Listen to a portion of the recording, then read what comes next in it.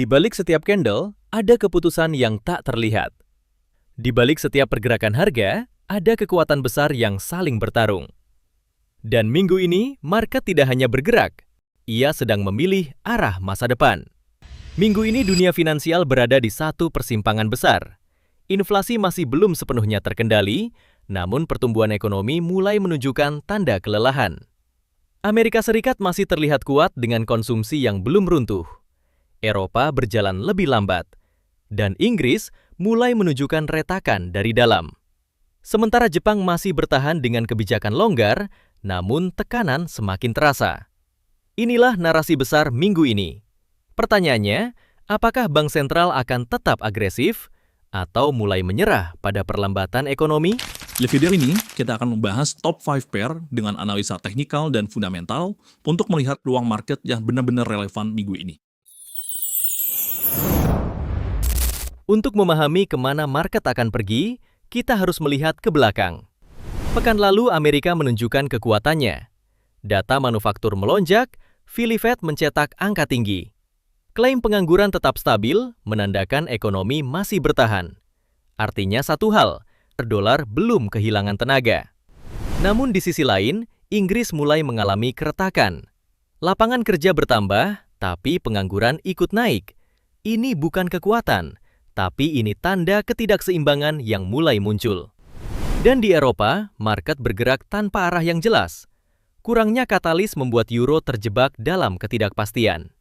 Kesimpulannya jelas, dolar masih memegang kendali dan market mulai percaya bahwa suku bunga tinggi akan bertahan lebih lama dari yang diperkirakan. Analisa fundamental. Minggu ini bukan minggu biasa. Ini adalah minggu di mana data bisa mengubah arah market secara drastis. Dimulai dari Kanada dengan data inflasi akan menjadi pembuka. Jika angka lebih tinggi dari ekspektasi, maka tekanan akan kembali muncul di market. Berikutnya beralih ke Inggris. Data tenaga kerja Inggris akan menguji kekuatan ekonominya. Apakah Inggris masih bertahan atau mulai runtuh perlahan?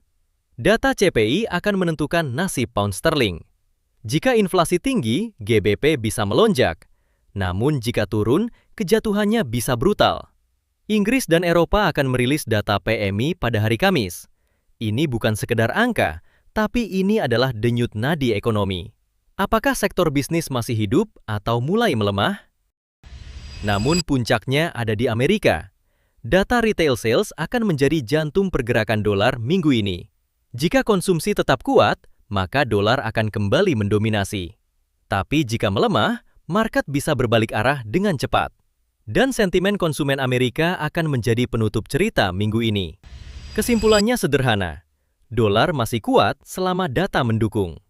Pound sangat bergantung pada inflasi. Euro menunggu arah dari data PMI. Dan satu hal yang pasti, volatilitas minggu ini tidak bisa dianggap remeh. Top 5 pair minggu ini. Pertama, pair Euro USD pada time frame H4. Struktur market sebelumnya berada dalam downtrend kuat. Harga terus membentuk lower high dan lower low.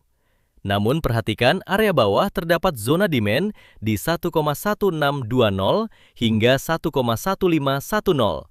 Disinilah buyer mulai masuk agresif. Harga berulang kali memantul dari area ini, membentuk akumulasi di dasar, lalu momentum berubah. Harga berhasil break struktur minor, menembus EMA, membentuk higher low pertama.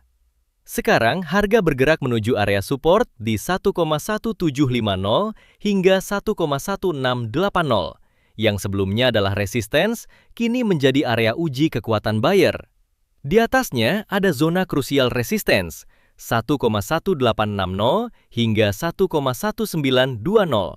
Dan lebih tinggi lagi terdapat supply zone di 1,1955 hingga 1,2040. Trendline turun masih membayangi, artinya ini belum sepenuhnya bullish. Ini adalah fase transisi. Kesimpulannya, market bergeser dari bearish ke bullish. Buyer mulai dominan tapi belum sepenuhnya menang. Ini menandakan area kunci sedang diuji. Skenario trading. Skenario bullish akan valid Jika harga bertahan di atas support 1,1750 dan break kuat resistance 1,1860, maka potensi pergerakan menuju 1,1920 bahkan menguji zona supply 1,1955 hingga 1,2040. Ini adalah skenario lanjutan recovery.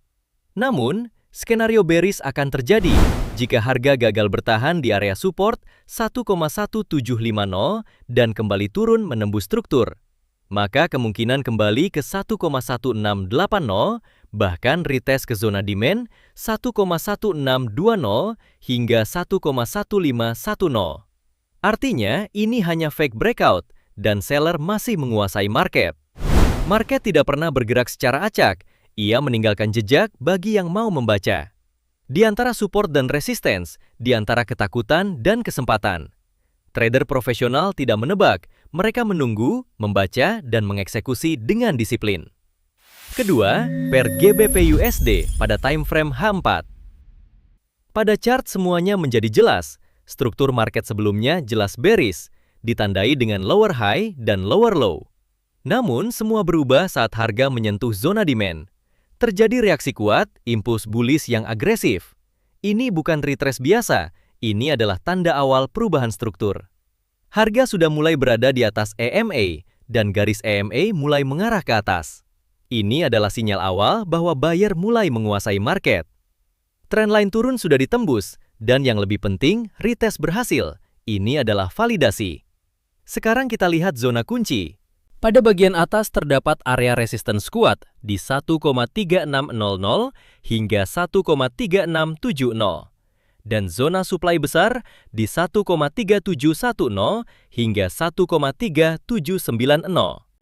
Pada bagian bawah terdapat area support aktif di 1,3470 hingga 1,3400 dan zona demand utama di 1,3350 hingga 1,3280. Harga saat ini berada di tengah permainan, artinya ini adalah zona keputusan. Kesimpulannya, market sedang dalam fase bullish correction, namun belum sepenuhnya bullish jangka panjang, masih ada pertarungan di atas. Sekarang masuk ke bagian terpenting, yaitu skenario trading. Skenario bullish akan valid jika harga mampu bertahan di atas support 1,3470 dan berhasil breakout kuat di area resistance 1,3600 hingga 1,3670. Maka peluang terbuka lebar menuju zona supply berikutnya di 1,3710 hingga 1,3790. Tapi ingat, jangan entry karena FOMO. Namun, skenario bearish akan terjadi jika harga gagal bertahan dan breakdown support dengan momentum kuat di area 1,3470 hingga 1,3400. Maka market bisa kembali turun menuju zona demand 1,3350 hingga 1,3280. Dan jika zona ini jebol, maka downtrend besar belum selesai. Market tidak pernah memberi kepastian, ia hanya memberi peluang bagi mereka yang sabar membaca. Jangan kejar harga dan jangan melawan struktur, karena dalam dunia ini yang paling cepat bukan yang menang. Bukan yang paling sering entry yang bertahan, tapi yang paling disiplin. Ketiga, pair USD/JPY pada time frame H4. Struktur market menunjukkan satu hal yang jelas, harga bergerak dalam fase distribusi. Zona supply di area 159,50 hingga 160 berulang kali menolak harga. Setiap kali harga naik ke area ini, seller masuk tanpa ragu. Ini bukan dari trader retail, tapi smart money yang mulai keluar dari posisi buy mereka. Lalu kita lihat area tengah 158,70 hingga 159,10. Area ini menjadi medan perang buyer dan seller. Kemudian apa yang terjadi? Harga gagal bertahan, breakdown terjadi dengan momentum yang cukup kuat. Pada bagian bawah terdapat area support di 158 hingga 157,50 dan zona demand di sekitar 157,30 hingga 156,70. EMA mulai mendatar, trendline mulai ditembus, semua tanda ini mengarah pada satu kesimpulan, yaitu momentum bullish sudah habis. Dan sekarang, market sedang bersiap untuk fase berikutnya. Kesimpulannya, ini bukan lagi uptrend, tapi ini adalah transisi menuju bearish correction. Skenario trading. Skenario bullish akan valid jika harga mampu kembali naik dan menembus area resistance 158,70 hingga 159,10. Maka peluang kenaikan menuju zona supply di 159,50 hingga 160 terbuka kembali. Ini adalah skenario yang lebih lemah karena melawan struktur terbaru. Namun skenario bearish yang utama. Jika harga naik lalu ditolak kembali di area resistance, maka itu adalah sinyal entry terbaik. Target penurunan menuju area support di 158 hingga 157,50, bahkan menguji zona demand besar di 157,30 hingga 156,70. Ini zona di mana buyer kemungkinan besar akan kembali masuk. Dalam trading, kita tidak dibayar karena sering entry. Kita dibayar karena benar dalam membaca momentum. Market selalu berbicara, tapi tidak semua trader mau mendengarkan. Dan minggu ini, USD JPY sudah memberi kita petunjuk. Sekarang pertanyaannya, apakah kamu hanya melihat chart atau benar dalam memahami ceritanya? Selanjutnya, silver pada time frame H4. Sekarang kita masuk ke struktur market, dan disinilah semuanya menjadi lebih jelas. Market yang sebelumnya bearish telah berubah menjadi fase akumulasi. Dan sekarang kita mulai melihat tanda-tanda awal uptrend. Harga sudah berada di atas EMA, ini adalah sinyal awal momentum bullish. Trendline naik mulai terbentuk menjadi support dinamis. Namun yang paling penting adalah zona ini. Di atas kita terdapat area resistance di 83 hingga 85,50. Dan lebih tinggi lagi ada zona supply besar di 87,50 hingga 90. Di bawah kita ada area support yang kuat berada di 78 hingga 75. Dan terakhir zona demand utama di 73,50 hingga 70. Sekarang posisi harga berada di tengah, area ini disebut sebagai zona keputusan. Tempat di mana market menentukan arah selanjutnya. Apakah akan melanjutkan kenaikan atau kembali jatuh? Kesimpulannya, struktur mulai bullish, tapi market masih butuh konfirmasi. Skenario trading. Skenario bullish akan valid jika harga mampu bertahan di atas area support 78 dan berhasil breakout di atas resistance 83.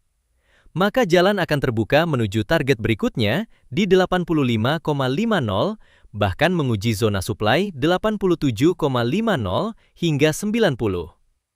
Tapi ingat, breakout tanpa konfirmasi itu adalah jebakan.